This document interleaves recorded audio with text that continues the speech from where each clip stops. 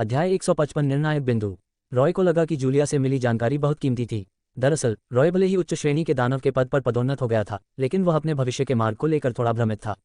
वह जानता था कि उच्च श्रेणी के दानव से ऊपर दानव भगवान और दानव राजा थे, लेकिन वह नहीं जानता था कि आगे कैसे सुधार किया जाए। वह जानता था कि अगर वह मजबूत बनना चाहता है तो उसे और अधिक तोप के चारे की आवश्यकता होगी, लेकिन ठंड दानव रक्तरेखा ने उसे केवल एक ही मौलिक शक्ति दी।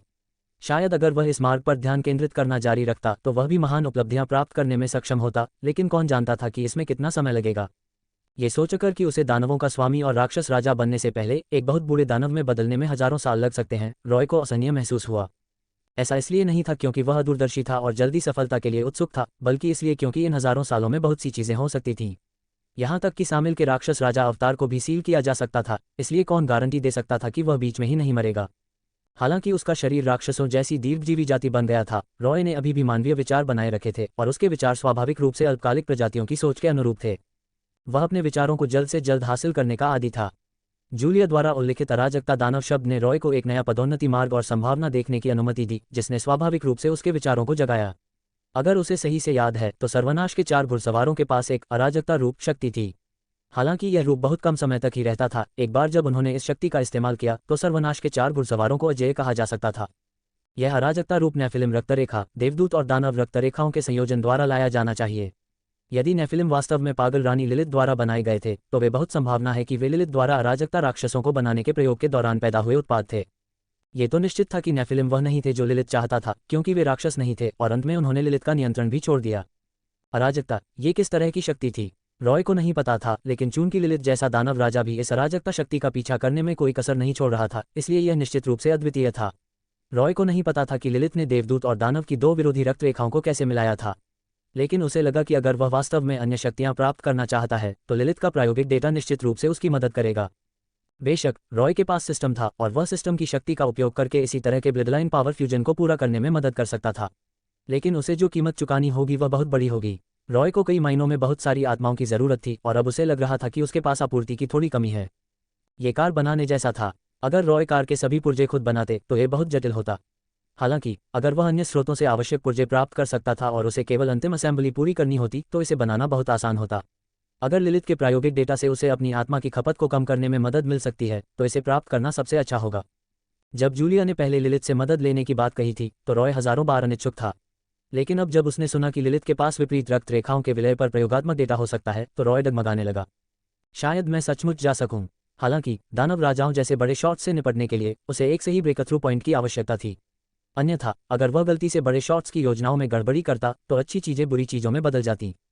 रॉय को स्थिति की स्पष्ट तस्वीर पाने के लिए कुछ समय चाहिए था, इसलिए वह जूलिया की रक्षा कर रहा था और उसे चुपचाप ठीक होने दे रहा था। रॉय के लिए जूलिया एक महत्वपूर्ण व्यक्ति थी। वह समेल की निजी रक्षक थी और चूंकि वह लिलिथ के अस्तित्व के बारे में जानती थी, इसका मतलब था कि उसने लिलिथ को देखा था। अगर रॉय पागल रानी लिलिथ जैसी बड़ी शख्सियत से निपटना चाहता था तो जूलिया अपरिहार्य थी। वह लिलिथ का विश्वास जीतने के लिए रॉय की महत्वपूर्ण कड़ी बन जाती। अगर वह ये जानना चाहता था कि लिलिथ ने देवदूत और दानव रक्त वंश को कैसे मिलाया था तो उसे जबरन छीनना बिल्कुल असंभव था और चोरी करने में कोई सफलता दर नहीं थी। इसलिए सबसे अच्छा तरीका था कि इसे पुरस्कारों के माध्यम से प्राप्त किया जाए। बहुत अधिक पुण्य प्राप्त करना और फिर लिलिथ से मिलने पर इनाम के रूप में इन सामग्रियों को मांगना सबसे अच्छा था। इस बात की संभावना अभी भी थी, लेकिन संभावनाएं अपेक्षाकृत कम थीं। फिर भी रॉय अभी भी कोशिश करना चाहता था।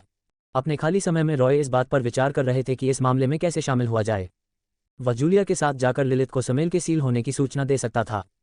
हालांकि वह लिलिथ को इस तरह देख सकता था, लेकिन वह ऐसा बिल्कुल नहीं कर सकता था। अगर समेल के सील होने की बात वाकई इन 2 राक्षस राजाओं द्वारा बनाई गई योजना का हिस्सा थी तो न केवल जूलिया को उसकी वफादारी के लिए पुरस्कृत नहीं किया जाएगा, बल्कि वह बदकिस्मत भी हो सकती है। या तो लिलिथ उसे उसकी वफादारी के कारण कैद कर लेगी ताकि वह परेशानी पैदा न कर सके, या वह इतनी निर्दयी होगी कि जूलिया को सीधे मार डालेगी ताकि वह भविष्य में कोई भी संभावित लापरवाह कार्रवाई न कर। इसलिए रॉय इस समय थोड़ी मुश्किल स्थिति में था। वह स्वाभाविक रूप से जानता था कि अगर कुछ अप्रत्याशित नहीं था तो समेल और लिलिथ की योजना निश्चित रूप से सर्वनाश के 4 घुड़सवारों और चार्ट काउंसिल को लक्षित कर रही थी। हालांकि ये योजना निश्चित रूप से काफी गुप्त थी और शायद केवल 2 दानव राजाओं को ही पता था।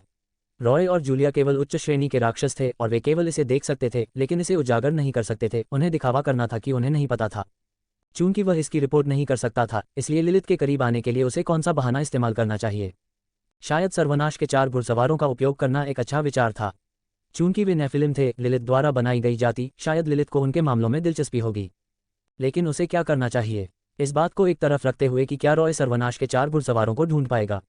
हो रुको। रॉय को अचानक एहसास हुआ कि उसे लिलिथ की तलाश में लगे रहने की जरूरत नहीं है। अगर वह जानना चाहता था कि उसने देवदूत और दानव की 2 रक्त रेखाओं को कैसे मिलाया तो सीधे नेफिलिम से क्यों नहीं पूछा। क्या वे अपनी जाति की उत्पत्ति के बारे में भी नहीं जानते होंगे। नेफिलिम भी लंबे समय तक जीवित रहने वाले प्राणी थे और सर्वनाश के 4 घुड़सवार नेफिलिम के जन्म के बाद से ही जीवित थे। शायद उन्होंने ये भी देखा होगा कि उनकी जाति के अन्य सदस्य कैसे पैदा हुए थे। इसके अलावा भले ही उन्हें यह पता न हो कि लिलिथ ने नेफिलिम को कैसे बनाया था, रॉय पहले अध्ययन के लिए उनकी कुछ कोशिकाएं प्राप्त कर सकता था। उदाहरण के लिए वह उनके रक्त की एक नली निकाल सकता था और फिर उनके रक्त का विश्लेषण करने के लिए एक विश्लेषणात्मक उपकरण बनाने के लिए सिस्टम का उपयोग करने का तरीका सोच सकता था। भले ही यह काम न करे, वह लिलिथ को जीतने के लिए एक और तरीका सोचने के लिए वापस आ सकता था। कुछ समय तक विकल्पों पर विचार करने के बाद रॉय ने सोचा कि यह विचार काफी विश्वसनीय था। लिलिथ जैसे राक्षस राजा स्तर के बड़े शख्स से निपटना वाकई मुश्किल था, क्योंकि आप राक्षस के विचारों को नहीं समझ सकते थे। जितना पुराना राक्षस होता था उतना ही चालाक होता था। इसके बजाय ये सर्वनाश के 4 घुड़सवार थे। वे स्वर्गदूतों और राक्षसों के खिलाफ लड़ सकते थे, लेकिन ये तब था जब स्वर्गदूत और राक्षस उनके प्रति शत्रुतापूर्ण थे। इससे रॉय को तुरंत राक्षस व्यापारी वल्गरिम के बारे में सोचना पड़ा। बिना किसी दुश्मनी के और सर्वनाश के 4 घुड़सवारों की मदद करने में सक्षम होने के बावजूद इस चालाक राक्षस व्यापारी ने सर्वनाश के लगभग सभी घुड़सवारों के साथ सौदे किए और उनका विश्वास हासिल किया। शायद मैं वल्गरिम की नकल कर सकता हूं और सर्वनाश के 4 घुड़सवारों के संपर्क में आने की कोशिश कर सकता हूं। मैं 4 घुड़सवारों को किस तरह की मदद दे सकता हूं? क्या मेरे पास सिस्टम नहीं है? 4 घुड़सवारों के पास बहुत सारी आत्माएं हैं। जब तक मैं उनके साथ व्यापार कर सकता हूं, सिस्टम ऐसी चीजें बना सकता है जिनका वे उपयोग कर सकें, है ना? ऐसा लग रहा था जैसे उसे सचमुच एक नकली व्यापारी बनना था और व्यापार के लिए वल्गरिम के साथ प्रतिस्पर्धा करनी थी। सच में, जब मैं पहली बार इस दुनिया में आया था तो मैंने 4 घुड़सवारों के युद्ध से बचने के लिए हर संभव कोशिश की थी। मुझे उम्मीद नहीं थी कि ये दूसरी तरफ मुड़ जाएगा और अब मुझे उनसे संपर्क करने का कोई रास्ता ढूंढना होगा। यहाँ तक कि रॉय भी इस बदलाव से थोड़ा अचंभित महसूस कर रहा था। अध्याय 156 डोमिनियन एंजल से लड़ाई। जूलिया की चोटें आखिरकार ठीक हो गईं। समिल और विध्वंसक के बीच लड़ाई में एक अधिक शक्तिशाली बल ने उसे प्रभावित किया था। अब अपने शरीर से इस अवशिष्ट बल को बाहर निकालने के लिए समय पर भरोसा करने के बाद उसने अपनी जादुई शक्ति और शरीर की मरम्मत के लिए एक अंधेरे अनुष्ठान को सक्रिय किया। ये देखने के बाद कि वह ठीक हो गई है, रॉय को आगे बढ़ना चाहिए। हालांकि जूलिया के पास जाने के लिए कोई जगह नहीं थी, इसलिए उसने उसका पीछा करने की योजना बनाई। रसातल की बात तो दूर, इस दुनिया में भी राक्षसों के लिए एक दूसरे पर भरोसा करना मुश्किल था। एक पतित देवदूत के रूप में जूलिया अन्य राक्षसों से अलग नहीं थी। अब जब उसे रॉय जैसे किसी व्यक्ति का सामना शायद ही कभी हुआ था जिस पर वह भरोसा कर सकती थी और उससे संवाद कर सकती थी, तो वह केवल अस्थायी रूप से उसका अनुसरण कर सकती थी। अन्यथा उसे नहीं पता था कि उसे क्या करना चाहिए। रॉय ने मना नहीं किया। जूलिया में अभी भी युद्ध करने की शक्ति थी और पतित स्वर्गदूतों को राक्षसों की तरह आत्माओं की लालसा नहीं थी, इसलिए रॉय ने उसे आत्माओं को इकट्ठा करने में मदद करने के लिए कहा। शहर पहले ही सुनामी में डूब चुका था, अब केवल विशाल महासागर ही बचा था। निम्न स्तर के राक्षस बहुत पहले ही भाग चुके थे, इसलिए अब यहाँ रहना व्यर्थ था। हालांकि 2 राक्षस राजाओं के बीच भयानक लड़ाई के कारण पृथ्वी की पपड़ी में जबरदस्त बदलाव आया था और मूल नक्शे अब उपयोगी नहीं थे। रॉय जूलिया के साथ उड़ान भरने के लिए केवल एक यादृच्छिक दिशा चुन सकता था। जूलिया ने जो कहा उसके अनुसार समिल और विध्वंसक के बीच की लड़ाई को सत्ता संघर्ष के रूप में देखा जा सकता है। समिल के बंद होने के बाद मानव दुनिया के अधिकांश राक्षसों ने अब विध्वंसक के सामने आत्मसमर्पण कर दिया था और उसके शासन को मान्यता दी थी। आखिरकार शक्तिशाली का अनुसरण करना राक्षसों का स्वभाव था। हालांकि समिल के प्रति वफादार कुछ राक्षस भी थे जो उन राक्षसों के खिलाफ लड़ सकते थे जिन्होंने पक्ष बदल लिया था। वर्तमान राक्षस सेना में अनिवार्य रूप से कुछ अंदरूनी लड़ाई थी। इस वजह से जूलिया ने रॉय को याद दिलाया कि दूसरे राक्षसों का सामना करते समय उसके लिए सतर्क रहना सबसे अच्छा है। आखिरकार रॉय, जो मुख्य युद्ध के मैदान से बहुत दूर था, अभी तक विध्वंसक की सेना में शामिल नहीं हुआ था। पक्ष बदलने के बाद विध्वंसक का पीछा करने वाले उच्च श्रेणी के राक्षस उसे समिल के पक्ष का बचा हुआ राक्षस समझकर उस पर हमला कर सकते हैं। रॉय ने कुछ नहीं कहा और केवल सिर हिलाकर संकेत दिया कि वह समझ गए हैं। हालांकि दोनों को यह उम्मीद नहीं थी कि जब वे आगे बढ़ रहे थे तो उनका सामना विध्वंसक का पीछा कर रहे राक्षसों से नहीं, बल्कि स्वर्गदूतों के एक समूह से हुआ। इससे भी अधिक आश्चर्य की बात यह थी कि स्वर्गदूतों की इस टीम का नेता वास्तव में उरियल था, वही स्वर्गदूत जो उस समय अबाडोन का पीछा कर रहा। टैन स्किन वाली यह परी उरियल हमेशा अपने नेता अबाडोन का अनुसरण करती रही थी, राक्षसों के साथ युद्ध में भाग लेने के लिए। हालांकि युद्ध के आगमन के कारण अबाडोन को दानव भगवान स्ट्रागा ने कुचलकर मार डाला। आजकल राक्षसों के साथ युद्ध में स्वर्ग का पक्ष अनिवार्य रूप से नुकसान में था। उरियल ने स्वर्ग में मुख्यालय से सुदृढ़ीकरण के लिए कहा था। उम्मीद है कि एक और नेता स्वर्गदूतों की सेना का नेतृत्व करेगा, लेकिन उसे कोई जवाब नहीं मिला था। स्वर्ग की सेना में सख्त अनुशासन था और बिना अनुमति के उरियल मुख्यालय में वापस नहीं आ सकता था। बिना किसी विकल्प के उरियल केवल शेष स्वर्गदूत सेना का नेतृत्व करके लड़ाई जारी रख सकता था। सौभाग्य से उरियल को हमेशा स्वर्गदूतों के बीच प्रतिष्ठा प्राप्त थी। अबाडोन के गायब होने के बाद स्वर्गदूत उसके नेतृत्व के प्रति बहुत आज्ञाकारी थे। उरियल के आदेश के तहत स्वर्ग के पक्ष ने योजना के अनुसार मानव दुनिया में राक्षसों का वध करना जारी रखा। राक्षसों के साथ खून से लथपथ लड़ाई लड़ी, लड़ाई में उलझ गए। लेकिन विध्वंसक के प्रकट होने के बाद ये सब बदल गया। विध्वंसक, जो पतित अबादोन से रूपांतरित हुआ था, के मानव जगत में प्रकट होने के बाद उसने राक्षसों का नेतृत्व करके देवदूत सेना को विनाशकारी झटका दिया। अबादोन, जो कभी स्वर्ग का नेता था, स्वर्गदूतों से निपटने में निर्दयी था और उसने उनमें से कई को मार डाला।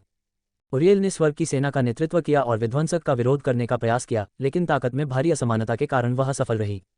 हारने के बाद उरियल के पास शेष देवदूत सैनिकों के साथ पीछे हटने के अलावा कोई विकल्प नहीं था और विध्वंसक के आदेश के तहत कई राक्षस सैनिक उनका पीछा कर रहे थे। हालांकि कुछ दिनों पहले समैल और विध्वंसक के बीच हुई लड़ाई को उन्हें बचाने के रूप में माना जा सकता है। उनका पीछा करने वाले राक्षसों को लड़ाई में शामिल होने के लिए वापस बुलाया गया था और वे उरियल का पीछा करने और उसे मारने में शामिल नहीं हो सके। हालांकि उरियल की स्थिति बहुत बेहतर नहीं थी। जब रॉय और जूलिया ने उसका सामना किया तो वह पराजित अवस्था में थी। इस देवदूत दल में लगभग 30 लोग थे, लेकिन लगभग सभी घायल थे। उनका सुनहरा कवच राक्षसों और खुद के खून के निशानों से भरा था। इस दल में कुछ बड़े सुनहरे ग्रिफिन भी थे। ये मूल रूप से राजसी देवदूत सवार भी दयनीय स्थिति में थे। उनके पंखों पर पंख झुलसे हुए काले और असमान थे और उड़ते समय वे टेढ़े मेढ़े दिखते थे। हालांकि ये ग्रिफिन राक्षसों या अंधेरे ताकतों के प्रति काफी संवेदनशील थे और स्वर्गदूतों ने उन्हें शिकारी कुत्तों की तरह प्रशिक्षित किया था। जब दोनों पक्ष आकाश में मिले तो रॉय ने अपने विकिरण बोध के माध्यम से स्वर्गदूतों को पहले ही देख लिया था, लेकिन वह उनसे बच नहीं सका क्योंकि ग्रिफिन ने भी उसे खोज लिया था। स्वर्गदूतों की सेना वाकई बहुत अच्छी तरह से प्रशिक्षित थी। जब ग्रिफिन ने राक्षसों की उपस्थिति देखी तो स्वर्गदूतों ने तुरंत प्रतिक्रिया की और युद्ध की स्थिति में प्रवेश किया। वे फैल गए, रॉय और जूलिया को पकड़ लिया और उन्हें घेर लिया। मूल रूप से स्वर्गदूत रॉय जैसे राक्षस को खोजने के बाद कुछ नहीं कहते थे और सीधे उस पर हमला करते थे। हालांकि जूलिया को देखने के बाद स्वर्गदूतों ने अलग तरह से प्रतिक्रिया की। दोनों को घेरने वाले स्वर्गदूत सैनिकों ने तुरंत उरियल को चिल्लाया, जो पीछे था, महामहिम उरियल, हमें एक गिरा हुआ स्वर्गदूत मिल गया है, लगता है एक असली स्वर्गदूत की तरह। उरियल को केवल 2 दुश्मन दिखे और उसे लगा कि उसके अधीन स्वर्गदूत सैनिक उनसे निपटने में सक्षम होंगे, इसलिए वह पीछे से आ गई। लेकिन चिल्लाहट सुनने के बाद वह तुरंत उड़कर ऊपर आ गई। जूलिया को देखकर उरियल की आंखें चौड़ी हो गईं। सचमुच, उसे तुरंत पकड़ लो। जूलिया ने अपनी तलवार सामने रखी, लड़ने के लिए तैयार। ये देखकर उरियल ने जूलिया से कहा, विरोध करना छोड़ दो, गिर गई। तुम्हें यह भी समझना चाहिए कि तुम एक देवदूत हो। मुझे तुम्हें वापस लाने दो और तुम्हारे अंदर की भ्रष्ट शक्ति को शुद्ध करो ताकि तुम अपना आत्मविश्वास वापस पा सको। बगल में रॉय ने उरियल की बातें सुनकर तुरंत समझ लिया। कोई आश्चर्य नहीं कि पतित स्वर्गदूत शायद ही कभी स्वर्ग के खिलाफ लड़ाई में भाग लेते थे। ऐसा लगता है कि उन्हें बनाने वाले राक्षसों को भी पता था कि पतित स्वर्गदूतों को अभी भी शुद्ध किया जा सकता है और स्वर्गदूतों के रूप में अपनी पहचान वापस पा सकते हैं, इसलिए उन्होंने पूरी कोशिश की कि पतित स्वर्गदूतों और स्वर्गदूतों का सीधे तौर पर एक दूसरे से सामना न हो। हालांकि जूलिया, जो अतीत की अपनी यादें खो चुकी थी, उसकी बात कैसे सुन सकती थी। जब से वह एक पतित देवदूत बनी थी, तब से उसके मन में हमेशा यह विचार बैठा हुआ था कि वह देवदूतों की दुश्मन है। इसके अलावा उसके शरीर में मौजूद अंधेरी शक्ति देवदूतों की पवित्र शक्ति के साथ असंगत थी। दोनों पक्षों को एक दूसरे के प्रति स्वाभाविक घृणा महसूस होगी। इसलिए जब देवदूत सैनिक जूलिया पर टूट पड़े तो उसने बिना किसी हिचकिचाहट के जवाब दिया। रॉय, ये दानव ऐसा लग रहा था जैसे भुला दिया गया हो। रॉय ने अपने राक्षस सींगों को रगड़ा। उसे आखिरकार स्वर्गदूतों के अहंकार का अनुभव हुआ। ये सिर्फ इतना है कि आपके पास ज्यादा लोग हैं और आप सिर्फ एक पराजित सेना हैं, तो आप एक उच्च श्रेणी के राक्षस को गंभीरता से न लेने की हिम्मत कैसे कर सकते हैं। रॉय पर काली बर्फ फैल गई और उसने शीतकालीन कवच को बुलाया। कवच से लैस होने के बाद रॉय ने अपनी जादुई शक्ति को पूरी तरह से प्रकट किया। उसने अपने ठंडे पंख और काले पंख फैलाए, बिना किसी रोक टोक के अपने अस्तित्व की घोषणा की। इस समय उरियल ने आखिरकार अपना सिर घुमाया। उसने रॉय को ठंडेपन से देखा, अपनी दैवीय तलवार को चुपचाप पकड़ लिया और उसके पीछे दैवीय पंखों की एक जोड़ी फैल गई। स्पष्ट रूप से उसने रॉय से बचने के लिए अपनी सारी ताकत जुटा ली थी। रॉय संतुष्टि में मुस्कुराया। उसने अपने पंख जोर से फड़फड़ाए और पलक झपकते ही ध्वनि की गति से उरियल की ओर उड़ गया।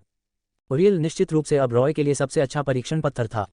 इसके अलावा उरियल के पीछे सुनहरे पंखों को देखकर इसका मतलब था कि वह 6 पंखों वाली परी की शक्ति की ओर बढ़ रही थी। प्रभुत्व स्तर के शिखर पर एक दुश्मन रॉय से अधिक शक्तिशाली हो सकता है, लेकिन वह निश्चित रूप से लड़ने लायक थी। एक बार जब उरियल 6 पंखों वाला देवदूत बन गया तो वह उससे निपटने के लिए केवल दानवों पर ही भरोसा कर सकता था। जिस क्षण उसने हमला किया, रॉय ने अपना हाथ बढ़ाया और फ्रॉस्टमॉर्न उसके हाथ में दिखाई दिया। अपनी शक्तिशाली गति और प्रभाव का उपयोग करते हुए रॉय ने अपनी तलवार उरियल पर घुमाई। खटखट, धातु के टकराने की तेज आवाज गूंजी। उरियल ने अपनी तलवार दोनों हाथों में पकड़ी और रॉय के वार को रोक दिया। दोनों तलवारों से चिंगारी फूटने लगी और वे तुरंत ताकत की लड़ाई में उतर गए। उच्च श्रेणी के दानव में पदोन्नत होने के बाद रॉय की ताकत बहुत बढ़ गई थी, लेकिन उरियल भी कमजोर नहीं था। थोड़ी देर बाद दोनों पक्षों ने पाया कि वे ताकत में एक दूसरे को पछाड़ नहीं सकते, इसलिए उन्होंने अचानक एक दूसरे को खदेड़ने के लिए अपनी ताकत जुटाई। अपना नाम बताओ, शैतान। उरियल ने अपनी तलवार की नोक रॉय की ओर गंभीरता से तान दी। ओसिरिस, रॉय ने अपनी ठुड्डी को थोड़ा ऊपर उठाते हुए गर्व से कहा। बहुत बढ़िया, उरियल ने कहा, मैं वादा करता हूं कि मैं व्यक्तिगत रूप से आपकी आत्मा को शुद्ध करूंगा। इसके साथ ही उरियल ने अपने पंख फड़फड़ाए और रॉय पर वार किया। लेकिन इस बार रॉय ने अपनी तलवार का इस्तेमाल नहीं किया। इसके बजाय उसने अपनी कलाई उठाई और कोल्ड विंटर आर्मर के कलाई गार्ड से उरियल की तलवार को रोक दिया। उरियल का हमला भारी माना जा सकता है, लेकिन जब उसकी तलवार ने रॉय की कलाई पर वार किया तो इससे रॉय को कोई नुकसान नहीं हुआ। कोल्ड विंटर आर्मर की शारीरिक रक्षा क्षमता रॉय की कल्पना से कहीं ज्यादा थी। रॉय ने देखा और पाया कि कलाई के गार्ड पर सिर्फ एक छोटी सी दरार दिखाई दी थी जहां उरियल ने वार किया था। उसने थोड़ी जादुई शक्ति डाली और तुरंत उसे ठीक कर दिया। जब उरियल ने यह देखा तो उसकी आंखें आश्चर्य से भर गईं। उसने पाया कि ओसिरिस नामक इस उच्च श्रेणी के दानव के पास स्वर्गदूतों के कवच से भी अधिक शक्तिशाली रक्षा कवच था। उसके बाएं हाथ ने उरियल के हमले को रोक दिया और रॉय ने अपने दाहिने हाथ से उस पर तलवार घुमाई। उसने जल्दी से हमले को चकमा दिया और रॉय के कवच में एक छेद पर हमला करने के लिए फिर से अपनी तलवार लहराई। आंदोलन को सुविधाजनक बनाने के लिए यह कहा जा सकता है कि कोई भी कवच पूरे शरीर को पूरी तरह से नहीं ढक सकता है, और रॉय का कोल्ड विंटर आर्मर इसका अपवाद नहीं था। लेकिन रॉय उसे इतनी आसानी से कैसे छेद से गुजरने दे सकता था। उसने पलटकर अपनी पूंछ हिलाई और उसे उरियल की तलवार पर पटक दिया, जिससे उसकी तलवार टेढ़ी हो गई। पवित्र बिजली, बुराई को खत्म करने में मेरी मदद करो। यह महसूस करते हुए कि शारीरिक हमले बहुत उपयोगी नहीं थे, उरियल ने तुरंत अपनी युद्ध योजना बदल दी। उसके हाथ की एक लहर के साथ आकाश से सुनहरी बिजली के कई बोल्ट नीचे गिरे। रॉय वापस उड़ गया, लेकिन बिजली लगातार उसका पीछा करती रही। ये देखकर कि वह उनसे बच नहीं सकता, रॉय ने अपना हाथ खोला और बिजली को रोकने के लिए उसके सिर के ऊपर एक विशाल काली बर्फ की ढाल दिखाई दी। बिजली की चमक बर्फ की ढाल पर गिरी और उसके भीतर की सुनहरी रोशनी तुरंत बर्फ में प्रवाहित हुई तथा फिर अपवर्तित होकर चमकदार रोशनी उत्सर्जित करने लगी। इसके बाद बिजली गायब हो गई। उसी समय रॉय की बर्फ की ढाल बिखर गई। सुनहरी पवित्र बिजली ने बर्फ की ढाल में मौजूद अंधेरी शक्ति पर एक मजबूत निरोधक प्रभाव डाला। दो जादुई शक्तियों की टक्कर के तहत रॉय की बर्फ की ढाल लंबे समय तक नहीं टिकी। बर्फ की ढाल टूट गई, लेकिन उरियल ने बिजली का एक और बोल्ट बुलाया और यह बोल्ट तुरंत रॉय पर गिर गया। एक क्षण में रॉय पर लगा काला कवच चमकदार रोशनी के साथ फट गया। अध्याय 157 उरियल की मृत्यु। कवच बर्फ से बना होने के कारण जैसे ही बिजली रॉय पर गिरी, उसका पूरा शरीर तुरंत बिजली के गोले की तरह चमक उठा। रॉय को पहली बार ऐसा महसूस हुआ कि उसके पूरे शरीर में बहुत तेज जलन हो रही है। उसकी त्वचा पिघलती हुई लग रही थी और दर्द के कारण वह दहाड़ने लगा। सच कहूं तो यह पहली बार था जब इतनी शक्तिशाली पवित्र शक्ति ने रॉय को मारा था। अतीत में वह केवल थोड़े से पवित्र जल के संपर्क में आया था। उरियल द्वारा छोड़ी गई बिजली न केवल बहुत तेज थी, बल्कि उसमें निहित पवित्र शक्ति में राक्षसों के खिलाफ बहुत ज्यादा संयमित प्रभाव था। पवित्र प्रकाश और रॉय की अंधेरी शक्ति के बीच संघर्ष ने स्वाभाविक रूप से उसे बहुत दर्द पहुंचाया। मूल रूप से ये शक्तिशाली पवित्र बिजली रॉय जैसे उच्च श्रेणी के राक्षस को गंभीर रूप से घायल करने के लिए पर्याप्त होगी। सौभाग्य से रॉय ने कोल्ड विंटर कवच बनाने के लिए 1,00,000 आत्माएं खर्च की थीं और उसने इसे सभी तात्विक शक्तियों के विरुद्ध प्रतिरोध करने के लिए परिभाषित किया था। इस प्रतिरोध में पवित्र प्रकाश और बिजली भी शामिल थी, जिसके कारण उरियल के हमले का नुकसान सीधे आधे में कम हो गया। इसलिए दर्द के बावजूद रॉय को वास्तव में जो नुकसान हुआ वह उतना नहीं था जितना की उम्मीद थी। दहाड़ के साथ रॉय ने अपनी जादुई शक्ति का प्रदर्शन किया और लगातार विनाशकारी पवित्र शक्ति को अपने शरीर से बाहर निकाल दिया। अपार जादुई शक्ति के प्रभाव में एक विशाल काली बर्फ की गेंद प्रकट हुई और रॉय के पूरे शरीर को मजबूती से घेर लिया। रॉय ने आइस ब्लॉक का इस्तेमाल किया। क्या उरियल, जो रॉय को घायल होते देखकर मौके का फायदा उठाकर हमला करना चाहती थी, रॉय के सामने दौड़ी और अपनी तलवार से वार किया, तभी इस बेमिसाल मोटी बर्फ की गेंद ने उसे रोक दिया। उसकी तलवार बर्फ की सख्त परत से टकराए और चिंगारियां उड़ी, लेकिन बर्फ की सुरक्षा को तोड़ने में विफल रही।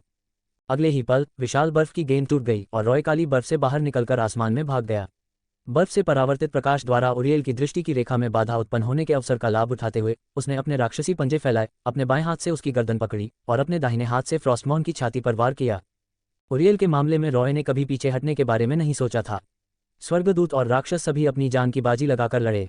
रॉय की तलवार तेज और फुर्तीली थी। वह उरियल के शरीर को भेदने ही वाली थी, लेकिन इस महत्वपूर्ण क्षण में उसने अपनी पूरी ताकत से उसके शरीर को घुमाया और मुश्किल से घातक वार से बच पाए। जब खून बिखरा तो रॉय के फ्रॉस्टमॉन ने उरियल की छाती को छेदने की बजाय उसके पीछे स्थित देवदूत के पंखों में वार किया। उरियल चिल्लाई जब उसके पंखों से सुनहरा लाल रक्त बह निकला और दागदार पंख हर जगह उड़ गए। रॉय ने अपनी तलवार वापस नहीं ली, बल्कि मौके का फायदा उठाकर क्रूरतापूर्वक वार किया, जिससे उरियल का छेदा हुआ पंख तुरंत कट गया। दर्द सहते हुए उरियल ने अपने हल्के शरीर का इस्तेमाल रॉय की छाती पर पटकने और खुद को रॉय के नियंत्रण से मुक्त करने के लिए किया। फिर उसने अपनी तलवार घुमाई और उसके शरीर के केंद्र में सुनहरी बिजली चमक उठी। बिजली तेजी से रॉय की ओर फैल गई। रॉय नहीं चाहता था कि पवित्र शक्ति वाली बिजली उसे छू ले, इसलिए वह जल्दी से अपने पंख फड़फड़ाकर ऊपर उड़ गया। जूलिया को घेरने वाले स्वर्गदूत सैनिक ये देखकर चौंक गए। उन्होंने कभी नहीं सोचा था कि उस उच्च पद के राक्षस से लड़ते हुए उरियल का एक पंख कट जाएगा। महामहिम उरियल। जब कुछ स्वर्गदूतों को होश आया तो वे तुरंत जूलिया को छोड़कर रॉय की ओर दौड़े। रॉय ने अचानक अपना हाथ उठाया और भ्रम के राक्षस सीज़र को मारने के लिए इस्तेमाल किए गए बर्फ के बवंडर से भी बड़ा बर्फ का बवंडर तुरंत हवा में बन गया। ये देवदूत सैनिक बहुत तेजी से भाग रहे थे, इसलिए वे बर्फ के बवंडर में गिर गए और तुरंत काली बर्फ की मूर्तियों में जम गए। फिर वे आसमान से गिरे और जमीन पर टकराने पर अनगिनत क्रिस्टल के टुकड़ों में बिखर गए। हालांकि स्वर्गदूत सैनिकों की हिम्मत पर कोई संदेह नहीं था। इन स्वर्गदूत सैनिकों की त्रासदी ने अन्य स्वर्गदूत सैनिकों को पीछे हटने पर मजबूर नहीं किया। उन्होंने केवल 2 लोगों को जूलिया के साथ उलझाए रखा और बाकी रॉय पर हमला कर दिया। कोल्ड विंटर आर्मर के सहारे रॉय के पास असाधारण जादुई शक्ति रिकवरी स्पीड थी। उसकी जादुई शक्ति अभी भी बहुत प्रचुर थी, इसलिए उसे इन स्वर्गदूतों से डर नहीं था जो बारी बारी से उसे लड़ने के लिए आते थे। खास तौर पर रॉय की जादुई शक्ति के प्रभाव के कारण आकाश पहले से ही अनगिनत काले बर्फ के टुकड़ों से भरा हुआ था और यह पूरी तरह से रॉय का घरेलू मैदान था, इसलिए रॉय स्वर्गदूतों की घेराबंदी का सामना करने में संकोच नहीं करता था। उरियल, जिसने अपना एक पंख खो दिया था, वर्तमान में रॉय द्वारा उसके अंदर छोड़ी गई काली शक्ति को बाहर निकालने के लिए अपनी जादुई शक्ति का उपयोग कर रही थी। जिस तरह पवित्र शक्ति ने रॉय को भारी नुकसान पहुंचाया, उसी तरह रॉय के हमले से उरियल को होने वाला नुकसान भी उतना ही भयानक था। फ्रॉस्टमॉन पर dark cold magic power, bleeding sharp, strength absorption sharp, एक्सल्शन शार्प की शक्ति और भारी शार्प सभी उरियल के पंख पर फटे घाव के माध्यम से फूट पड़े। रॉय के विपरीत उसके पास नुकसान कम करने के लिए कोल्ड विंटर आर्मर नहीं था, इसलिए उसने इन शापों के सामूहिक शरण का विरोध करने के लिए अपनी लगभग सारी जादुई शक्ति का उपयोग किया, जिससे वह कुछ समय के लिए युद्ध में भाग लेने में असमर्थ हो गई। वह केवल असहाय होकर देख सकती थी क्योंकि उसके देवदूत सैनिक एक के बाद एक रॉय पर टूट पड़े। ये देवदूत सैनिक रॉय को घेर रहे थे, लेकिन कुछ ही समय बाद उन्होंने पाया कि वे तेजी से जादुई शक्ति खो रहे थे। उनके शरीर और सांसें भारी होती जा रही थीं और उनके शरीर अधिक से अधिक थकते जा रहे थे। जब उन पर काली बर्फ के टुकड़े गिरे तो पिघलने के बजाय वे लगातार ढेर होते जा रहे थे। ये वास्तव में ये बर्फ के टुकड़े थे जो लगातार उनकी शक्ति को चूस रहे थे और उनके शरीर को जमा रहे थे। ये कहा जा सकता है कि जब तक बर्फ नहीं पिघलती, यह आकाश रॉय का क्षेत्र था। उसे ज्यादा कुछ करने की जरूरत नहीं थी और उसे घेरने वाले ये देवदूत सैनिक बर्फ की मूर्तियों में बदल जाते और अत्यधिक ठंडे तापमान में गिर जाते। ये ठंडी राक्षसों की शक्ति थी। हालांकि रॉय अब एक ही वार से घातक क्षति नहीं पहुंचा सकता था, लेकिन लड़ाई जितनी लंबी खींचती वह उतना ही अधिक फायदेमंद होता। रॉय के रेडिएशन परसेप्शन विशन में उसके चारों ओर मौजूद इन देवदूत सैनिकों से निकलने वाला विकिरण कमजोर होता जा रहा था। काली बर्फ उनके शरीर में समा गई थी, जिससे उनकी हरकतें सुस्त हो गई थीं और उनके शरीर बेहद कठोर हो गए थे। एक झटके के साथ एक देवदूत सैनिक ने वास्तव में अपनी कलाई तोड़ दी जब उसने अपना हथियार घुमाया। इस घटना का मतलब था कि ये देवदूत अपनी सीमा तक पहुंच चुके थे। जैसा कि अपेक्षित था, उनके पंखों में अब फड़फड़ाने की ताकत नहीं थी और वे हिलना बंद कर जमीन पर गिर पड़े। खट खट खट, लगातार कुछ आवाजों के बाद देवदूत सैनिकों के कठोर शरीर जमीन से टकराए और अनगिनत टुकड़ों में बिखर गए। उनके शरीर में खून भी नहीं निकला क्योंकि वह भी जम गया था। हालांकि भले ही वे मर गए थे, इन देवदूत सैनिकों ने उरियल को अंततः उस पर लगे श्रापों से मुक्ति दिलाने के लिए समय तो दे ही दिया था। अब उसके पास सिर्फ 3 पंख बचे थे। वह बहुत अस्त व्यस्त दिख रही थी, लेकिन इससे उसकी उड़ान पर कोई असर नहीं पड़ा। वह हवा में तैर रही थी और उसकी सुनहरी आंखें घृणा से रॉय को घूर रही। बिना एक शब्द कहे रॉय और उरियल दोनों जानते थे कि वे केवल मौत तक लड़ सकते हैं। रॉय जानता था कि उरियल इस दुनिया में एक महत्वपूर्ण व्यक्ति है, लेकिन एक व्यक्ति की इच्छाशक्ति स्थिति को नहीं बदल सकती। चाहे वह राक्षस हो या देवदूत, जिस क्षण उनका सामना होता है, इसका मतलब है कि उनमें से केवल एक ही जीवित रह सकता है। भले ही रॉय उरियल के अधीन देवदूत सैनिकों को न मारे, वह उसे जाने नहीं देगी। वह जूलिया को ले जाते समय देवदूत सैनिकों के साथ रॉय को मार डालेगी। रॉय के बगल में एक आकृति दिखाई दी। ये जूलिया थी। 2 स्वर्गदूत सैनिकों को मारने के बाद वह रॉय का समर्थन करने के लिए मुड़ी। अब वर्तमान स्थिति उलट गई थी और यह रॉय और जूलिया थे जो उरियल को घेर रहे थे। उरियल ने पीछे नहीं हटे और बेशर्मी से उन दोनों से लड़ाई की। एक बार फिर लड़ाई शुरू हुई। दोनों पक्षों के बीच 1 घंटे से ज्यादा समय तक लड़ाई चली। जैसे जैसे समय बीतता गया, जूलिया और उरियल दोनों की जादुई शक्ति धीरे धीरे खत्म होती गई और वे थक गए। कोल्ड विंटर आर्मर की जादुई शक्ति रिकवरी के सहारे केवल रॉय के पास ही प्रचुर जादुई शक्ति थी। अंत में जूलिया की मदद से रॉय ने अपनी तलवार उरियल की छाती में घोंप दी। इस बार उरियल अब और नहीं बच सकी। वह पहले से ही बहुत थक चुकी थी। उसने अपना सिर नीचे किया, अपनी छाती में डाले गए फ्रॉस्टमॉन को देखा, धीरे से अपनी आंखें बंद की और बुदबुदाया, महामहिम एबेडोन, मैंने अपनी पूरी कोशिश की। इस समय उरियल को नहीं पता था कि अबादोन ने पहले ही लिलिथ के प्रलोभन में आकर ब्लैक ड्रैगन विध्वंसक बनने का फैसला कर लिया था। उसने केवल यही सोचा कि अबादोन को राक्षसों ने मार दिया है और जिस व्यक्ति का वह सम्मान करती थी और जिसकी वह पूजा करती थी, वह मर चुका है। उरियल का दिल पहले से ही उसके शरीर से कहीं ज्यादा थका हुआ था और उसने अपने अंतिम कर्तव्य को पूरा करने के लिए राक्षसों का विरोध करने के लिए स्वर्गदूतों की सेना का नेतृत्व किया था। शायद अगर उसका सामना रॉय से न हुआ होता तो उरियल स्वर्गदूतों को युद्ध में ले जाना जारी रखती।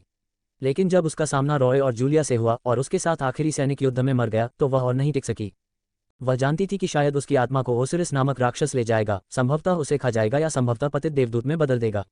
लेकिन कोई बात नहीं, वह पहली बार अपनी चिंताओं से मुक्त हो सकती है। उरियल का शरीर धीरे धीरे नीचे गिर गया। उसके शरीर से एक सुनहरी पवित्र आत्मा निकली और रॉय ने उसे पकड़ लिया। अपने हाथ में आत्मा को देखते हुए रॉय को पता था कि उसने अनजाने में इतिहास या भविष्य को बदल दिया होगा जो होना चाहिए था। लेकिन उसे कोई पछतावा नहीं था क्योंकि अगर उरियल नहीं मरता तो शायद वह मर जाता। जब उसने वैन हेल्सिंग की दुनिया का अनुभव किया तो रॉय को पता था कि ये समानांतर दुनियाएं केवल अपने स्वयं के नियमों के अनुसार घूम रही थीं और वे किसी निश्चित चरित्र की मृत्यु के कारण नहीं रुकेंगी, भले ही यह चरित्र तथाकथित मुख्य चरित्र ही क्यों न हो। हालांकि मुझे उरियल की आत्मा से कैसे निपटना चाहिए? रॉय जब सोच रहा था तो उसे अचानक लगा कि उसके पीछे रेडिएशन का स्रोत दिखाई दे रहा है। उसने पलटकर देखा तो पाया कि दानव व्यापारी वल्ग्रिम प्रकट हो गया था। आहा, कितनी सुंदर और मोहक आत्मा है। वल्ग्रिम के प्रकट होने के बाद उसने रॉय का अभिवादन नहीं किया, बल्कि रॉय के हाथ में उरियल की आत्मा को नशे के भाव से देखा। तुम्हारी नाक तो नरक के कुत्तों से भी ज्यादा संवेदनशील है। रॉय उसका मजाक उड़ाए बिना नहीं रह सका। मैंने अभी अभी आत्मा पाई है और तुम पहले ही प्रकट हो गए। मैं इसे समझूंगा कि तुम मेरी तारीफ कर रहे हो। वल्ग्रिम ने अपने हाथों को रगड़ते हुए मोटी चमड़ी से कहा। दानव ओसिरिस, हमारी आखिरी मुलाकात को ज्यादा समय नहीं हुआ है, लेकिन मुझे उम्मीद नहीं थी कि तुम इतने बदल जाओगे। अब तुम शक्ति की चमक से भरपूर हो। तुम्हारे जैसा असीम क्षमता वाला दानव मेरा बड़ा ग्राहक बनने को तैयार हो सकता है। उसके चेहरे पर चापलूसी भरे भाव थे। ऐसा लग रहा था कि वह रॉय के साथ अपनी पहली मुलाकात में धोखा खाने के अनुभव को पूरी तरह से भूल चुका है। हालांकि इससे पहले कि रॉय जवाब दे पाता, वल्ग्रिम की गर्दन पर तलवार रख दी गई। ये जूलिया थी। उसने अपनी तलवार पकड़ी और ठंडे स्वर में कहा, वल्ग्रिम, तुम नीच और बेशर्म आदमी हो। तुम्हें यहाँ आने की हिम्मत किसने दी? एक पतित देवदूत ने वास्तव में एक राक्षस को नीच और बेशर्म होने के लिए डांटा। ये वास्तव में, रॉय ने ये दृश्य देखा और अवाक रह गया। आखिर क्या हो रहा है? अध्याय 158 सर्वनाश का एक और घुड़सवार। ये देखकर कि जूलिया का वुल्ग्रिम के प्रति रवैया बहुत खराब था, रॉय ने पूछा और अंततः उसे समझ में आ गया कि क्या हो रहा था। वह इसे कैसे कहे? वुल्ग्रिम को राक्षसों के बीच एक असामान्य व्यक्ति माना जा सकता है। वह जुझारू और खूनी आम राक्षसों से बिल्कुल अलग था। वुल्ग्रिम को कायर कहा जा सकता है। उसने जो भी आत्माएं हासिल की वे लगभग सभी दूसरों के साथ व्यापार करके हासिल की थी और उसने कभी व्यक्तिगत रूप से लड़ाई करके आत्माओं को लूटा नहीं था। इस दुनिया के राक्षसों में वुल्ग्रिम का नाम डरपोकपन का पर्याय था। अगर बस इतना ही था तो ये ठीक था। इतने सारे राक्षसों के बीच एक या दो अजीबोगरीब लोगों का आना सामान्य बात थी। लेकिन जो बात राक्षसों को सबसे ज्यादा बर्दाश्त नहीं हुई वह ये थी कि वुल्ग्रिम ने मानव व्यापारियों की तरह सिद्धांतहीन होना सीख लिया था। वह न केवल राक्षसों के साथ लेन देन करता था, बल्कि वह स्वर्गदूतों और यहाँ तक कि चार्ट काउंसिल के साथ भी लेन देन करता था। और राक्षस और स्वर्गदूत बाद वाले से घृणा करते थे। यही कारण था कि तीनों सेनाएं, दानव, देवदूत और चार्ट काउंसिल, वुल्ग्रिम के बारे में कोई भी अनुकूल धारणा नहीं रखते थे। वे जरूरत पड़ने पर उसके साथ व्यापार कर सकते थे, लेकिन जब वे व्यापार नहीं कर रहे होते थे तो वे उसे चींटी समझते थे। नीच, ये वुल्ग्रिम का वर्णन करने के लिए एकदम सही शब्द था। भले ही उसके पास उच्च श्रेणी के दानव की शक्ति थी, उच्च श्रेणी के दानव उसे अनिवार्य रूप से मैल समझते थे और उसकी स्थिति को स्वीकार करने में शर्म महसूस करते थे। यद्यपि जूलिया एक पतित देवदूत थी तथा अन्य राक्षसों के प्रभाव में थी, तथापि उसके मन में वुल्ग्रिम के बारे में कभी भी कोई अच्छी धारणा नहीं बनी थी, इसलिए जैसे ही वह प्रकट हुआ उसने उससे कठोरता से बात की। दूसरी ओर रॉय को वुल्ग्रिम के बारे में ज्यादा जानकारी नहीं थी क्योंकि वह लंबे समय से इस दुनिया में नहीं था। वुल्ग्रिम के बारे में रॉय की प्रत्यक्ष धारणा को और गहरा करने के लिए जूलिया ने वुल्ग्रिम की पीठ पर दानव के पंखों की जोड़ी की ओर इशारा करते हुए कहा, क्या तुम उन क्षतिग्रस्त पंखों को देख रहे हो? यह अन्य उच्च श्रेणी के राक्षसों की सजा थी। ऐसा बेशर्म आदमी राक्षस कहलाने के बिल्कुल भी लायक नहीं है। रॉय ने वुल्ग्रिम के पीछे पंखों की जोड़ी को देखा और पाया कि यह वास्तव में अधूरा था, जैसा कि जूलिया ने कहा था। राक्षस के पंख, जो चौड़े और दबंग होने चाहिए थे, उनकी पीठ पर जड़ों का केवल एक छोटा सा हिस्सा बचा था। वुल्ग्रिम ने इन घावों को कुरकुरे पंखों की जोड़ी की तरह पट्टियों से लपेटा और वे समय समय पर हिलते भी थे। इसमें कोई आश्चर्य की बात नहीं है कि जब रॉय की पदोन्नति नहीं हुई थी और वह अभी भी मध्यम श्रेणी का दानव था तो वुल्ग्रिम ने उसे देखकर विनम्रता दिखाई थी। वह उसकी स्थिति को समझता था और प्रत्येक लेन देन भागीदार के साथ व्यवहार करते समय बहुत सतर्क रहता था। वुल्ग्रिम को देखते हुए, जो जूलिया की तलवार के नीचे हिलने की हिम्मत नहीं कर रहा था, रॉय ने अपना सिर हिलाया। तुम्हारा ऐसा होना वास्तव में राक्षसों के बारे में मेरी धारणा को उलट देता है। हालांकि वुल्ग्रिम को इसकी बिल्कुल भी परवाह नहीं थी। ये प्रकृति है, महामहिम ओसिरिस, ये प्रकृति है। क्या मनुष्य यह नहीं कहते कि प्रकृति अपरिवर्तनीय है? हालांकि मैं नीचता से जीता हूं, लेकिन मैं ज्यादातर राक्षसों से ज्यादा समय तक जिया हूं। उनमें से कई युद्ध में मर जाते हैं, लेकिन मैं इतिहास का गवाह बनना जारी रख सकता हूं। ये कहना मुश्किल है कि किसने ज्यादा फायदा उठाया। रॉय ने अपने पंजे फैलाए और जूलिया की तलवार को एक तरफ धकेल दिया, जिससे वह अपनी तलवार दूर ले गई। फिर उसने वुल्ग्रिम से कहा, तुम एक दरार दानव हो और इस दुनिया में कहीं भी, किसी भी स्थान पर स्वतंत्र रूप से यात्रा कर सकते हो। तुम स्वाभाविक रूप से कई लोगों को देख सकते हो। वुल्ग्रिम, मुझे किसी को खोजने में तुम्हारी मदद चाहिए। महामहिम ओसिरिस, मुझे आपकी मदद करने में खुशी होगी। तलवार की धमकी के बिना वुल्ग्रिम ने एक विनम्र मुस्कान प्रकट की। मैं कोई भी व्यवसाय करने को तैयार हूं, भले ही वह किसी को ढूंढना ही क्यों न हो। तो आप चाहते हैं कि मैं किसे ढूंढूं? नेफिलिम या सर्वनाश के 4 घुड़सवार? रॉय ने कहा। यह सुनकर वुल्ग्रिम दंग रह गया। क्या तुम इस बारे में निश्चित हो? हाँ, मैं सर्वनाश का घुड़सवार ढूंढना चाहता हूँ। रॉय ने पुष्टि में सिर हिलाया। मुझे कहना है, महामहिम ओसिरिस, क्या आप देवदूत उरियल के साथ अपनी लड़ाई में उत्साहित थे? वुल्ग्रिम आश्चर्यचकित था। आप वास्तव में सर्वनाश के घुड़सवार को खोजना चाहते हैं? क्या आप जानते हैं कि अगर वे आपके जैसे राक्षस को देखेंगे तो वे क्या करेंगे? बेशक, मुझे पता है कि वे मुझे मार सकते हैं, रॉय ने कहा, लेकिन वे मेरी कुछ बातें भी सुन सकते हैं, है ना? दरअसल रॉय ने पिछले कुछ दिनों में इस बारे में बहुत सोच विचार किया था। जिस समय वह अभी अभी उतरा था उस समय उसके जैसे राक्षस के लिए घुड़सवार के पास जाना आत्महत्या के समान होता। लेकिन अब स्थिति थोड़ी अलग लग रही थी। समय सीमा के अनुसार वॉर को पहले ही चार्ट काउंसिल द्वारा वापस बुला लिया गया था और कैद कर लिया गया था, और उसके अन्य 3 भाई बहनों को इस समय उसे बचाने के लिए दौड़ना चाहिए था, है ना? इन परिस्थितियों में सर्वनाश के 4 घुड़सवार अब स्वर्गदूतों और राक्षसों के बीच युद्ध की परवाह नहीं कर सकते थे। जब तक कोई उन्हें कुछ मदद प्रदान कर सकता है तब तक उन्हें अभी भी सुनना चाहिए, भले ही वे किसी राक्षस के शब्द ही क्यों न हों। सर्वनाश के घुड़सवार से मिलना वास्तव में बहुत जोखिम भरा था, लेकिन साथ ही ये जोखिम पागल रानी लिलित से मिलने से अधिक नहीं था। रॉय को इतना पक्का देखकर वल्गरिम दंग रह गया। वह कुछ देर चुप रहा और फिर अपने हाथ आपस में रगड़ते हुए बोला, ठीक है, चूंकि महामहिम ओसिरिस इस पर जोर दे रहे हैं तो मैं आपकी मदद करूंगा। और संयोग से यहाँ आने से ठीक पहले मैंने एक घुड़सवार को देखा। हाँ, इंसानों की दुनिया में। रॉय थोड़ा हैरान था। उसने शुरू में सोचा था कि वह वल्गरिम की क्षमता का उपयोग करके मौत से मिलने के लिए किसी दूसरे स्थान पर जा सकता है जो मौत का प्रतिनिधित्व करने वाले घुड़सवार हैं, लेकिन उसे वल्गरिम से यह अप्रत्याशित खबर सुनने की उम्मीद नहीं थी। हाँ, इंसानों की दुनिया में। वल्गरिम ने सिर हिलाया। इसके अलावा ये फ्यूरी है। मैं आपको उससे मिलने का एक तरीका सोच सकता हूँ, लेकिन मुझे आपको याद दिलाना होगा कि उस महिला से निपटना बहुत मुश्किल है, बहुत मुश्किल। अगर आप उससे कुछ कहना चाहते हैं तो मानसिक रूप से तैयार रहना सबसे अच्छा है। फ्यूरी, वह इंसानों की दुनिया में क्यों है? रॉय ने अपने राक्षसी सींगों को छुआ और सोचा। दरअसल रॉय को डार्कसाइडर्स की दुनिया के कथानक के विकास के बारे में ज्यादा जानकारी नहीं थी। दरअसल जब उसका पुनर्जन्म एक दानव के रूप में हुआ था तब फ्यूरी ऑफ द 4 हॉर्समैन की कहानी अभी तक सामने नहीं आई थी। ऐसा लगता है कि उसे परिषद द्वारा भेजा गया है, वल्गरिम ने कहा। ऐसा कहा जाता है कि वह 7 घातक पापों को पकड़ने आई थी। परिषद ने उसे भेजा। यह अजीब है। जब वार पहले उतरा था तो क्या उसने उसे वापस नहीं बुलाया था? सील टूटी नहीं है और परिषद हस्तक्षेप नहीं कर सकती। उसने फ्यूरी को क्यों भेजा? 7 घातक पाप क्या हैं? क्या इसका 7 घातक पाप दानव राजाओं से कोई लेना देना है? रॉय ने सोचा लेकिन कुछ नहीं कहा। रॉय को यह नहीं पता था कि हालांकि फ्यूरी को वास्तव में चार्ट काउंसिल द्वारा भेजा गया था, लेकिन वह नामात्र रूप से एक अन्य उद्देश्य के तहत आई थी, जिसका उद्देश्य चार्ट काउंसिल की जेल से भागे 7 घातक पापों का शिकार करना था। इस तथ्य के कारण कि अंतिम मुहर नहीं तोड़ी गई थी, चार्ट काउंसिल एंड वॉर में हस्तक्षेप नहीं कर सकती थी और केवल असहाय होकर देख सकती थी, क्योंकि स्वर्गदूत और राक्षस मानव दुनिया में कहर बरपा रहे थे। हालांकि उनके लिए इस तरह से देखना स्पष्ट रूप से असंभव था, इसलिए चार्ट काउंसिल वास्तव में गुप्त रूप से कुछ छोटी छोटी हरकतें कर रही थी। वास्तव में जब युद्ध रहस्यमय तरीके से मानव दुनिया में उतरा था तो यह चार्ट काउंसिल के कारण हुआ था। युद्ध झूठ नहीं बोल रहा था। उसने वास्तव में सम्मन की शक्ति को महसूस किया था, लेकिन चार्ट काउंसिल ने इस सम्मन का निर्माण किया था। जब अबादोन और अजरेल ने मुहरों को नष्ट करने के लिए कदम उठाया तो चार्ट काउंसिल ने पहले ही उनके इरादे को समझ लिया था और यह मुहरों के उनके अनधिकृत विनाश से बहुत असंतुष्ट था। लेकिन दुर्भाग्य से अबादोन के कार्यों ने वास्तव में अनुबंध को नहीं तोड़ा, केवल अनुबंध में खामियों का फायदा उठाया।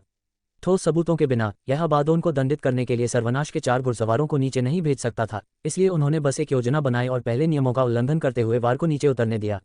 फिर इसने वार की शक्ति को छीन लिया और उसे वापस बुला लिया। इसने कहा कि उसने अनुबंध को तोड़ा है और नियमों का उल्लंघन किया है। ऐसा करके परिषद वास्तव में वार को फंसा रही थी। यह अच्छी तरह से जानता था कि वार एक बहुत ही सम्माननीय शूरवीर था। अन्याय के बाद वह अपनी प्रतिष्ठा को बहाल करने के लिए निश्चित रूप से बदला लेना चाहेगा। इस तरह परिषद उसका उपयोग अबादोन को मारने के लिए कर सकती थी, जो विध्वंसक में बदल गया था।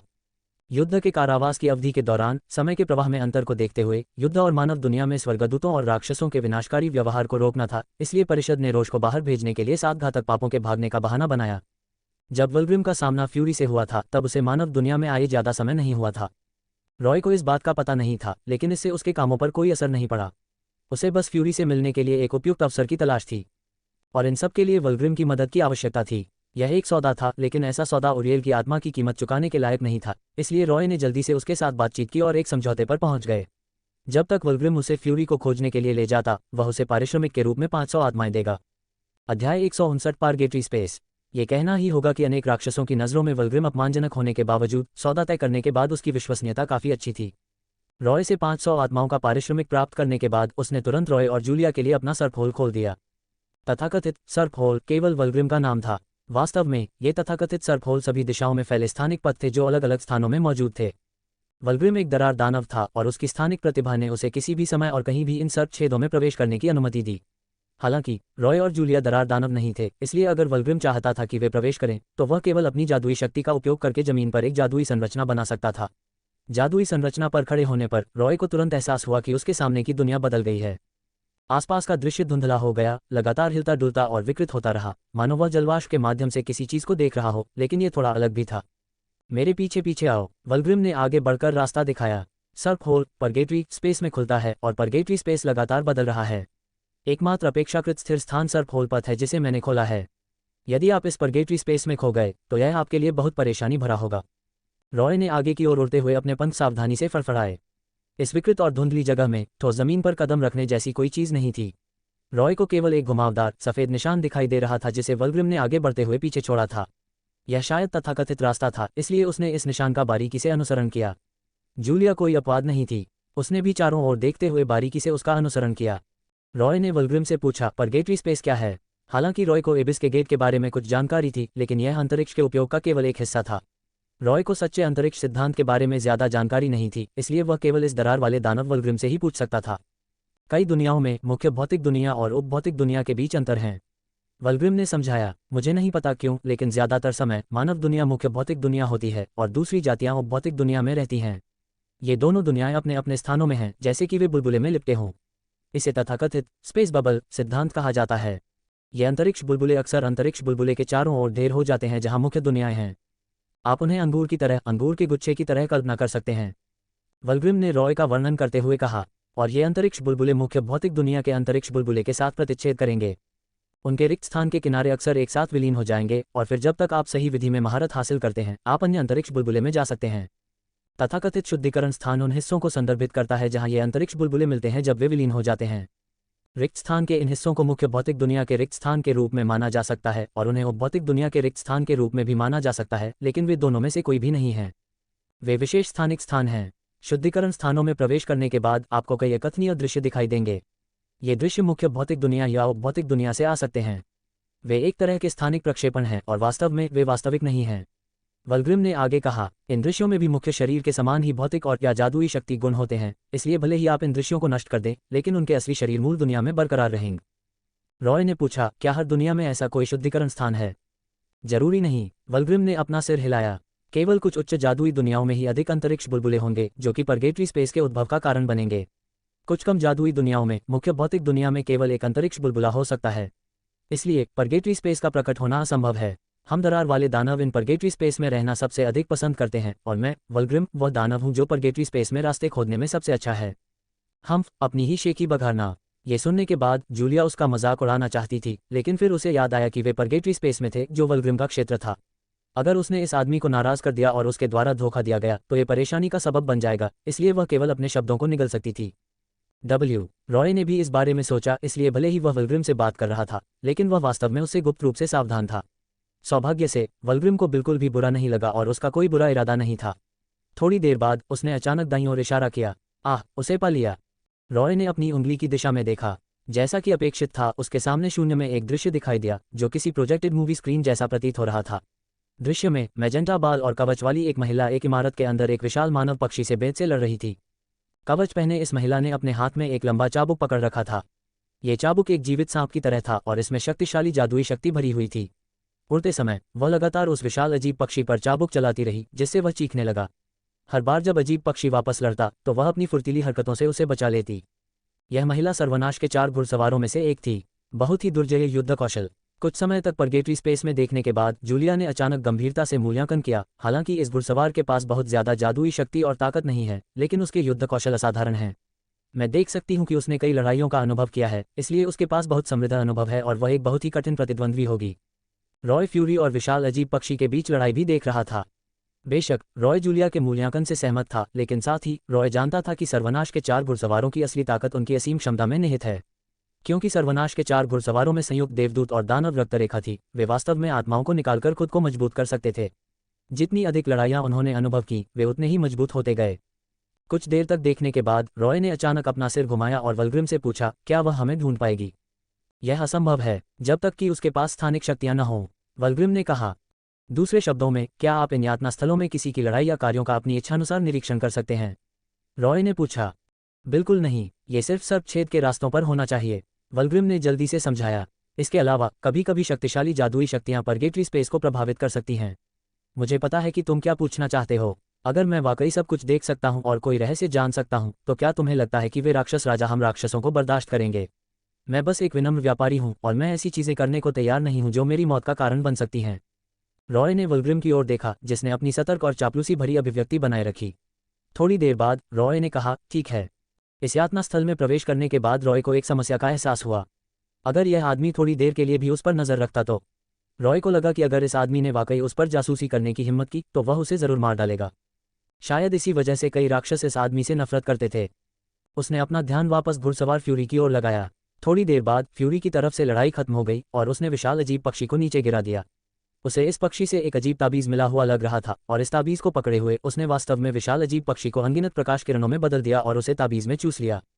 उसने जिस अजीब पक्षी को पीटा है उसका नाम ईर्ष्या है।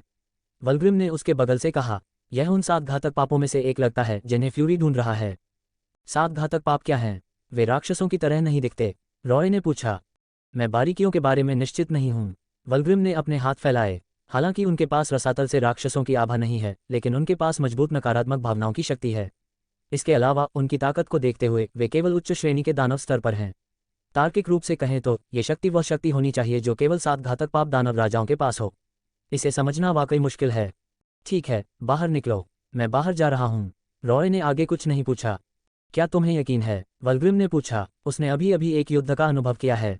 इस समय किसी राक्षस के प्रकट होने के प्रति उसकी सुरक्षा निश्चित रूप से बहुत अधिक होगी। शायद वह तुम्हारे प्रकट होते ही तुम पर हमला कर दे। जैसा कि मैंने कहा, उसका स्वभाव बहुत खराब है और उससे निपटना बहुत मुश्किल है।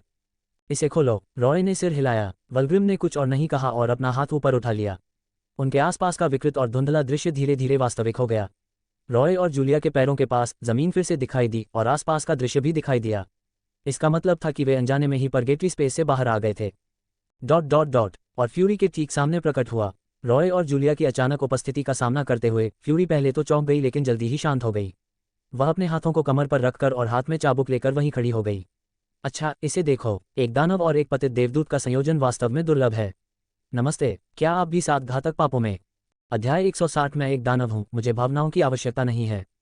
सच कहें तो रॉय सर्वनाश के घुड़सवार का सामना करते हुए काफी मानसिक दबाव में था। जब वह पहली बार इस दुनिया में आया था तब भी वह एक मध्यम श्रेणी का दानव था, इसलिए उसने घुड़सवारों में से एक बार से मिलने की हिम्मत नहीं की और उसे पहले ही टाल दिया था।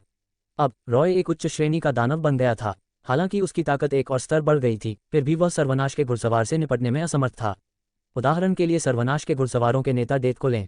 उसने आसानी से कई दानवों को मार डाला था और अपने चरम पर दानव राजा समेल के खिलाफ लड़ाई लड़ी थी। 4 घुड़सवारों में से एकमात्र महिला होने के नाते फ्यूरी को हराना आसान नहीं था। हालांकि उसकी कुल ताकत मौत से मेल नहीं खा सकती थी, लेकिन ये स्पष्ट था कि भले ही रॉय और जूलिया 2 उच्च श्रेणी के राक्षस एक साथ काम करें, वे उसके प्रतिद्वंद्वी नहीं होंगे। इसलिए रॉय इतना मूर्ख नहीं था कि फ्यूरी से लड़े। उसने अपना हाथ हिलाया। चिंता मत करो घुड़सवार, मेरा 7 घातक पापों से कोई लेना देना नहीं है। वास्तव में मैं यहाँ केवल तुम्हारे साथ सौदा करने आया हूँ। ओह, कैसा सौदा? फ्यूरी ने अपने हाथ कमर पर रखे। तुम मुझसे क्या चाहते हो? एक रहस्य। रॉय ने अपने हाथ फैलाए। ठीक है, शायद ये कोई रहस्य नहीं है। आखिरकार ये तथाकथित रहस्य कुछ ऐसा हो सकता है जो सभी 4 घुड़सवार या सभी नेफिलिम जानते हों। हाँ, फ्यूरी ने थोड़ा सा मुंह सिकोड़ा। उसके अंतर्ज्ञान ने उसे बताया कि उसके सामने ये राक्षस वास्तव में अलग लग रहा था। रॉय ने उसकी अभिव्यक्ति को अनदेखा किया और कहा, बदले में मैं एक समान रहस्य का उपयोग करूंगा। मैं गारंटी दे सकता हूं कि यह रहस्य निश्चित रूप से आपके लिए लायक है। फ्यूरी ने रॉय के चारों ओर घूमकर उसे ध्यान से नापते हुए देखा और जूलिया को भी देखा, जो रॉय के बगल में खड़ी थी। जूलिया ने फ्यूरी को सावधानी से देखा। दूसरी ओर रॉय शांत था और उसने उसे अपनी जांच करने दी। जहां तक वल्ग्रिम की बात है, वह परगेटरी स्पेस में छिपा हुआ था और दिखाई नहीं दिया क्योंकि उसे नहीं पता था कि रॉय हॉर्समैन के साथ क्या करना चाहता था। अगर वे लड़े तो ये बुरा होगा। अगर वह एक साथ दिखाई दिया तो वह प्रभावित हो सकता है, इसलिए डरपोक वल्ग्रिम ने केवल वैकल्पिक स्थान में चुपचाप सुनने की हिम्मत की। चारों ओर चक्कर लगाने के बाद फ्यूरी रुक गई। 4 काउंसिल का एक पर्यवेक्षक उसके बगल में तैर रहा था। अजीब चेहरे पर कई जोड़ी आंखें रॉय को घूर रही थीं, लेकिन वह कुछ नहीं बोली। तुम क्या चाहते हो? फ्यूरी ने कहा। डेमन, बोलो। मुझे नफरत है जब लोग मुझे सस्पेंस में रखते हैं। रॉय ने थोड़ा मुस्कुराया, अपनी बांह आगे बढ़ाई और जूलिया को अपनी ओर खींचा। उसने उसे गले लगाया और कहा, मैं इस महिला का वंशज चाहता हूँ। लेकिन जैसा कि तुमने देखा है, मैं एक राक्षस हूँ और वह एक पतित देवदूत है, इसलिए मैं वास्तव में जानना चाहता हूँ कि तुम जैसे नेफिलिमों को जन्म देने में सक्षम होने के लिए क्या करना चाहिए। अचंभित जूलिया, जो रॉय की बाहों में थी, ये सुनकर पूरी तरह से अचंभित रह गई। चूंकि रॉय ने पहले कुछ भी नहीं बताया था, जूलिया हमेशा इस बात को लेकर काफी उत्सुक रहती थी कि रॉय सर्वनाश के घुड़सवार को क्यों ढूंढना चाहता था। उसे बहुत अच्छी तरह याद था कि जब रॉय मुख्य युद्ध के मैदान से भाग गया था तो उसने दूसरे घुड़सवार से बचने की योजना बनाई थी। इस मामले में उसने रॉय को एक भगोड़ा भी माना था और एक अवरोधक सेना के रूप में अपनी जिम्मेदारी पूरी करना चाहती थी। अप्रत्याशित रूप से उसने एक और घुड़सवार खोजने की पहल की और यह वास्तव में था। संक्षेप में, गिरे हुए स्वर्गदूत अभी भी स्वर्गदूत थे। वह और राक्षस दो अलग अलग प्रजातियां थीं, इसलिए शुरू से ही जूलिया को केवल यही लगा कि रॉय अन्य राक्षसों से थोड़ा अलग था। इसके अलावा रॉय ने उसे एक बार बचाया था, इसलिए उसे लगा कि रॉय पर भरोसा किया जा सकता है और रॉय के बारे में उसके मन में कभी कोई अन्य विचार नहीं आया। इसलिए जब उसने अचानक रॉय को ये कहते सुना कि वह उससे एक वंशज चाहता है, तो उसका पहला विचार यह था कि यह बेतुका है। मैं तुम्हें एक मित्र की तरह मानता हूं और तुम वास्तव में मेरे साथ सोना चाहते हो। जैसा बेतुका विचार। तुम रॉय द्वारा गले लगाए जाने पर जूलिया ने अपना सिर उठाया और उसे घूरते हुए कहा। उसे समझ में नहीं आ रहा था कि क्या कहे। अंत में उसने प्रतिक्रिया व्यक्त की और कहा, तुम ऐसा कैसे कर सकते हो? हमारे बीच कोई भावना नहीं है। स्वर्गदूतों का मनुष्यों से ज्यादा संपर्क था, इसलिए वे मानवीय व्यवहार के ज्यादा आदी थे। जब वे संतान पैदा करते थे तो वे भावनात्मक कारकों पर विचार करते थे। जूलिया एक पतित परी थी। हालांकि उसकी पिछली यादें चली गई थीं, लेकिन इस मामले में वह बिल्कुल एक परी जैसी ही थी। अंत में रॉय ने ठंडे स्वर में कहा, मैं एक राक्षस हूं। मुझे भावनाओं की क्या जरूरत है? बस करो। उसने जो कहा वह इतना उचित था कि जूलिया को नहीं पता था कि उसका खंडन कैसे किया जाए। वह रसातल में रही थी और उसने देखा था कि कैसे राक्षस प्रजनन करते हैं। अतीत में उसने केवल ठंडी आंखों से देखा था, ये सोचकर कि उसे अपने जीवन के बाकी समय में शामिल का अनुसरण करना पड़ सकता है और उसके साथ ऐसा कुछ नहीं होगा। लेकिन उसने उम्मीद नहीं की थी कि यह अब उसके सामने अचानक प्रकट होगा। इसलिए वह बिना कुछ कहे केवल रॉय को घूर सकती थी। उसका दिमाग उलझन में था। वह नहीं जानती थी कि रॉय उसे इसी कारण से सर्वनाश के घुड़सवार को खोजने के लिए लाया था।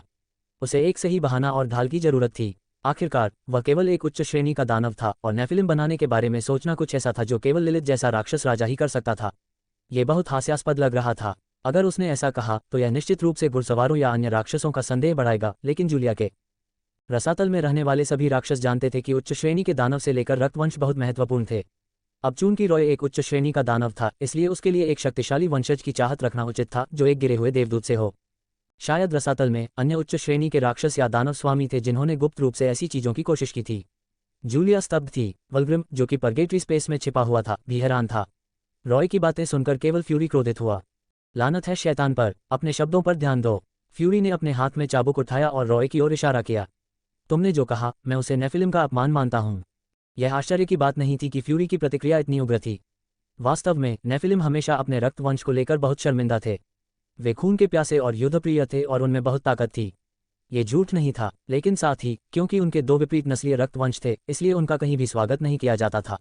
चाहे वे देवदूत हों या राक्षस, वे नेफिलिम को कोस रहे थे और उनका मजाक उड़ा रहे थे। भले ही वे मानव रूप में दिखते थे, लेकिन मनुष्य यह नहीं सोचते थे कि वे उनकी जाति का हिस्सा हैं। ये शाप और उपहास दोनों ही उनके शक्तिशाली बल के प्रति भेदभाव और ईर्ष्या से प्रेरित थे। यही कारण था कि दानवों ने गुप्त रूप से स्वर्गदूतों के साथ संतान पैदा करने की कोशिश की। सतह पर दानव इस संकर वंश को कोस रहे थे, लेकिन उनकी शक्ति की पूजा ने उन्हें गुप्त रूप से प्रयास करने के लिए प्रेरित किया। रॉय वर्तमान में ऐसी भूमिका निभा रहा था। हालांकि नेफिलिम के सामने ऐसा कहना अपमानजनक था, इसलिए यह कोई आश्चर्य की बात नहीं थी कि फ्यूरी ने इतनी तीव्र प्रतिक्रिया क्यों की। आखिरकार शायद स्वर्गदूतों और राक्षसों का अभिशाप वास्तव में प्रभावी हो गया। नेफिलिम का हमेशा दुखद भाग्य रहा है। सर्वनाश के 4 घुड़सवार भी बच नहीं सके और उन्होंने अपने ही लोगों को अपने हाथों से मार डाला था। अब से उनमें से केवल 4 ही बचे थे और उन्होंने इस पर देशद्रोही होने की बदनामी भी झेली। हालांकि उनके पास बहुत ताकत थी, लेकिन वे 4 काउंसिल के उपकरण बनकर रह गए थे, इसके लिए वे ठग बन गए थे। ये देखकर कि फ्यूरी हमला करने वाली थी, रॉय बिल्कुल भी घबराया नहीं और उससे कहा, इतनी जल्दी मत करो। मेरा वास्तव में तुम्हें अपमानित करने का कोई इरादा नहीं है, घुड़सवार। इसके अलावा क्या तुम नहीं सुनना चाहती कि मैं बदले में तुम्हें क्या रहस्य बताऊंगा? ठीक है, आगे बढ़ो। फ्यूरी ने हमला करने की उसकी इच्छा का विरोध किया और जवाब दिया, यदि तुम मुझे जो रहस्य बताना चाहती हो वह सिर्फ एक तुच्छ घोटाला है, तो मैं व्यक्तिगत रूप से तुम्हारा सिर काट दूंगा और तुम्हारे नीचे उस आदमी को टुकड़ों में काट दूंगा। उस समय मैं देखूंगा कि तुम इस पतित देवदूत से कैसे वंशज बना सकती हो। अरे इतना क्रूर! रॉय को ठंडा पसीना आ गया। हालांकि उन्होंने इसे बिल्कुल भी नहीं दिखाया। मैं जिस बारे में बात करना चाहता हूं वह अंत के बारे में एक रहस्य है। अंत के बारे में कोई रहस्य? फ्यूरी एक पल के लिए स्तब्ध रह गई, फिर वह गुस्से में आ गई। आखिर यह विषय क्या है? कांति में त्वचा चाहते हैं, ऐसा करें। मोतियाबिंद को सिर्फ 10 दिन में दूर करने का तरीका। घुड़सवार, तुमने गलत नहीं सुना। अंत, रॉय ने जूलिया को जाने दिया। अनंत दुनिया में सभी चीजों के अंत के बारे में एक रहस्य। ये दुनिया, स्वर्ग की दुनिया जहां देवदूत हैं, वैकल्पिक स्थान जहां व्हाइट सिटी है, ब्लैकस्टोन वैकल्पिक स्थान जहां दानव राजा शामिल है, और यहां तक कि वे दुनियाएं जहां सभी प्राचीन जातियां रहती हैं, अंत का स्वागत करेंगी। 4 काउंसिल और सर्वनाश के 4 घुड़सवार संतुलन बनाए रखने के लिए काम कर रहे हैं, लेकिन ये बेकार और निरर्थक है। रॉय की बातें सुनकर फ्यूरी थोड़ी गंभीर हो गई, लेकिन फिर भी उसने तिरस्कार का नाटक किया। क्या तुम इस अंत युद्ध की बात कर रहे हो? कितना हास्यास्पद! ये कैसा अंत है? नहीं, मैं अंतिम युद्ध की बात नहीं कर रहा हूं। रॉय ने अपना सिर हिलाया, जमीन की ओर उंगली उठाई और अपनी आवाज़ को मजबूत किया। मैं उस शक्ति की बात कर रहा हूँ जिसे तुम भ्रष्टाचार कहते हो। घुड़सवार, तुम्हें इस शब्द का मतलब तो समझना ही चाहिए, है न? इस समय न केवल जूलिया ने आश्चर्य से अपना मुंह ढक लिया, बल्कि फ्यूरी का चेहरा भी बदल गया। इसमें कोई संदेह नहीं कि सर्वनाश के 4 घुड़सवार, जिन्होंने 4 काउंसिल के आदेशों को सुना और विभिन्न दुनियाओं में संतुलन बनाए रखा, ने निश्चित रूप से भ्रष्टाचार शब्द के बारे में सुना था। फ्यूरी के लिए भी यही बात थी। वास्तव में उसने बहुत पहले ही देख लिया था कि अतीत की कई प्राचीन जातियां वर्षों से समय की लंबी नदी में गायब हो गई थीं। शुरुआत में फ्यूरी ने इस पर ज्यादा ध्यान नहीं दिया, ये सोचकर कि यह योग्यतम के जीवित रहने के प्राकृतिक नियम के कारण हुआ था। लेकिन फिर उसने पाया कि न केवल ये प्राचीन जातियां गायब हो गईं, बल्कि वे जिस स्थान और दुनिया में रहते थे वह भी गायब हो गई थी।